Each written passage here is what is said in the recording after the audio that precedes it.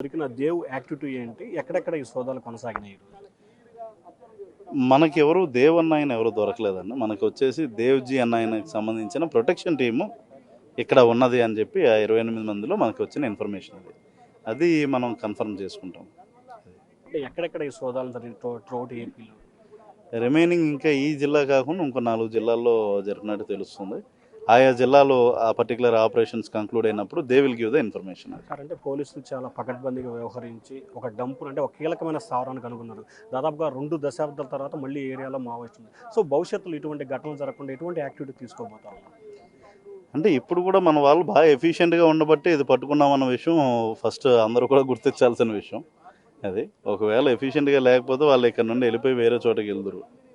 ఇక్కడ చాలా రోజుల నుండి వాళ్ళు ఉన్నారు అండ్ మన ఏపీ పోలీస్ బాగా ఎఫిషియెంట్గా ఉంది కాబట్టి here we have caught them. So ఫ్యూచర్లో కూడా ఇటువంటి ఎవరు వచ్చినా సరే మాకు తెలుస్తుంది, పట్టుకుంటాం. AP is not a safe place for them, that much we can assure.